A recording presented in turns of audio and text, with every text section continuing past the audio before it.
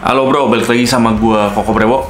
Di video kali ini gue akan ngasih 5 pilihan untuk lu yang ngalamin masalah penipisan, atau ini lebih ke masalah kebotakan deh. Jadi bukan penipisan yang baru sedikit banget, tapi di sini lebih ke arah yang lu udah ngalamin penipisan yang cukup parah sampai ke arah kebotakan. So apa aja, dan di video kali ini juga gue akan jawab pertanyaan yang sering ditanyain sama banyak orang. Sebenarnya kondisi rambut Koko Brewok gimana sih? Kenapa selalu pakai kayak gini?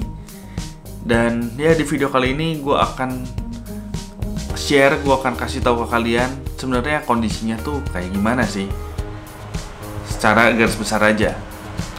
So langsung aja, sebelum nonton videonya jangan lupa untuk subscribe di sini. Pastikan supaya kalian tuh bukan jadi kayak penonton baru doang, tapi kalian dapat informasi untuk video-video menarik lainnya, video-video yang penting mungkin untuk kalian. Karena sebenarnya gue udah pernah bahas gimana kondisi rambut gue di channel ini, tapi mungkin kalian cuma nonton beberapa video aja, cuma 1-2 video yang kalian memang tonton, makanya kalian nggak tahu dan kalian banyak yang tanya. Jadi jangan lupa untuk subscribe supaya kalian nggak ketinggalan informasi-informasi. Dan jangan lupa juga untuk follow Instagram gue di bawah sini, Instagram Store Koko Brewok dan Instagram gue Koko Brewok pastinya. So langsung aja, sebelum masuk videonya nonton dulu bumper channel Koko Brewok. So here we go.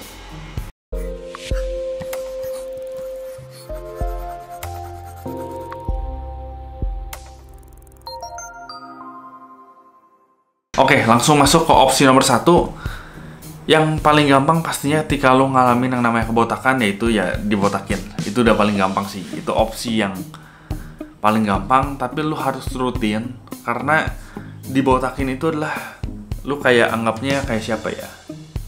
Kayak Deddy Corbuzier deh. Dia kan botak pelontos gitu ya. Jadi kalau misalnya dia nggak cukuran 2 hari aja, itu udah mulai tumbuh-tumbuh di area yang memang tumbuh-tumbuh. Kayak di belakang itu udah pasti tumbuh, tapi di depannya itu nggak tumbuh. Makanya mungkin dia 1 hari sekali, 2 hari sekali. Menurut gue sih kayaknya tiap hari ya. Dia harus sering cukuran. Jadi ya itu bagian dari pilihan juga. Kalau lu dibotakin, lu harus cukuran tiap hari biar kelihatan oke gitu ya. Tampilan lu botak, kelihatan oke. Makanya lu harus cukur tiap hari. Ya itu pilihan juga. Yang kedua adalah pastinya ditumbuhin. Nah, ditumbuhin ini lu bisa pakai obat-obatan kayak Big 3, Big 5, pokoknya minoxidil dan teman-temannya. Itu juga bisa jadi opsi kedua. Nah, di situ resikonya adalah lu harus konsisten. Sama-sama lu dibotakin, lu harus konsisten. Tapi bedanya adalah ini konsisten keluar duit. Ketika tadi lu dibotakin, itu lu konsisten, tapi lu cuma butuh 1 trimmer, udah aman. Sedangkan di sini lu butuh yang namanya minoxidil, DHT blocker, ketomet, biotin, derma, dan lain-lain. Itu kan butuh duit. Jadi lu harus konsisten tapi butuh duit. Tapi yang ngebedain di sini adalah dengan konsisten yang butuh duit ini, berkemungkinan peluangnya cukup gede ya, tergantung cara penggunaan, tingkat parahnya kebotakannya kayak gimana juga. Itu ada kemungkinan lu bisa punya rambut lagi. Lu bisa nanti pakai model rambut lagi gitu, antara cepak atau mungkin ke samping atau apa. Intinya lu bakal berkemungkinan punya rambut lagi. Walaupun sama-sama harus konsisten. Jadi lu pilih, lu mau konsisten yang mana? Lu mau konsisten yang bakal tetap botak tapi hemat duit, atau lu mau konsisten yang keluar duit tapi ada kemungkinan untuk lu punya rambut lagi. Nah, masuk hal ketiga adalah operasi. Nah, ini adalah jalur terbaik menurut gue, adalah operasi transplant. Jadi buat yang suka bilang bahwa Koko Brewok nggak nyaranin transplant, gue selalu nyaranin transplant. Cuman masalahnya adalah sebagian besar orang, ya termasuk gue lah, nggak ada budget ke sana untuk transplant gitu. Karena ya emang budgetnya gede. Tapi ketika misalnya lu punya uang banyak, itu adalah solusi terbaik menurut gue, transplant. Nah, ini adalah solusi nomor 4. Sekalian gue bakal bahas juga tentang kondisi rambut gue gimana. Ini adalah ditutupin. Contohnya dengan pakai kayak gini. Pakai kayak, ya bisa dibilang tutup kepala, topi atau apapun. Kalian bisa tutupin, ya itu bisa dibilang oke. Untuk sementara. Jadi gue pakai kayak gini cuman di video doang. Kalau misalnya lu ketemu gue di mall, lu ketemu gue di mana, ya kondisi gue gundul. lu harus tahu bedanya botak sama gundul dulu deh. Lu cari video gue, kondisi gue gundul sekitar ya 3 sampai 5 mili lah, paling sampai setengah sentian. Gue ngalamin sedikit penipisan di hairline sini. Nanti bakal gue share juga ketika udah memenuhi standar gue sendiri, gue bakal share juga.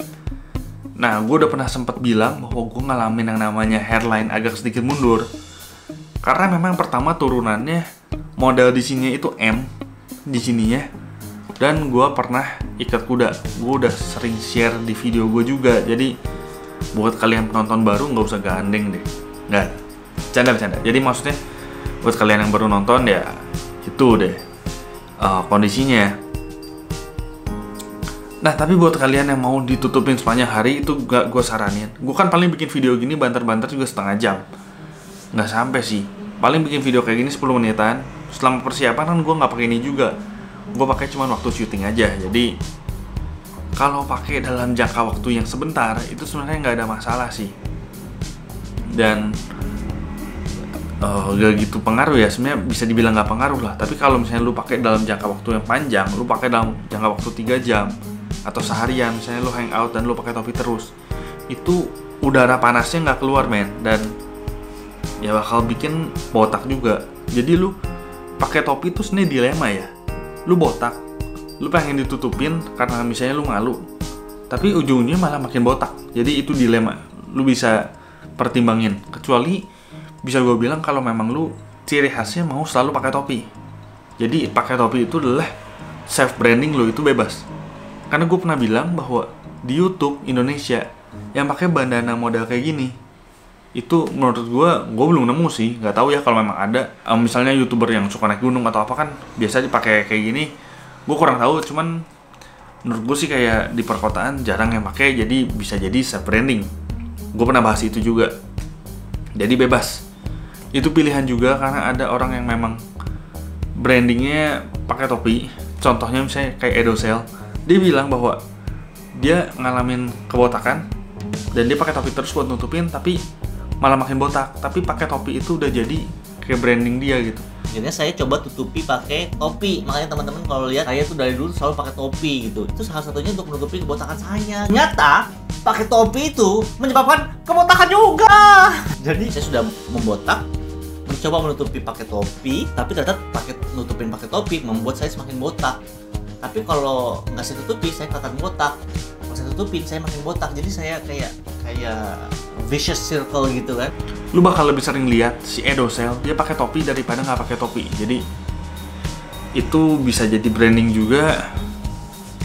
Kayak siapa ya? 2000 years later. Kayak siapa ya? Gue lupa yang di Suci yang apa sih? Stand up comedy Indonesia. Gue lupa. Suci 2, Suci 1 masalah. Ada Abdul atau siapa, itu kan dia selalu pakai topi. Itu dia memang udah ngalamin kebotakan, tapi itu udah dia jadiin ciri khas gitu bahwa kalau dia tuh bakal selalu pakai topi. 95% dia bakal pakai topi, jadi itu udah jadi ciri khas. Ya, bebas. Dan yang terakhir adalah nggak diapa-apain. Ini menurut gue adalah yang paling levelnya udah paling ultimate, paling dewa, paling legend.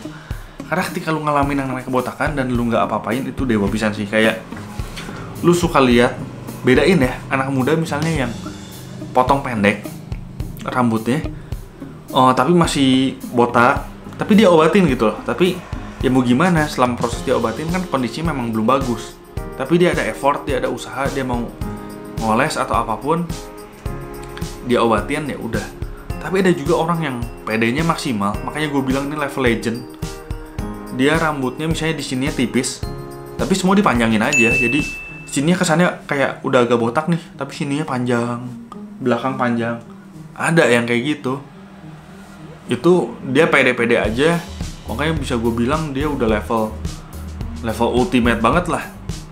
Pinggirnya sini sekitar 2 cm, belakang sekitar 2 cm, tapi depannya itu sininya kosong dan gak diobatin. Dia slow aja. Itu menurut gue udah level yang gue sendiri nggak sanggup ke situ, karena emang nggak pede aja. Bentuknya menurut gue nggak proper banget, aneh banget gitu.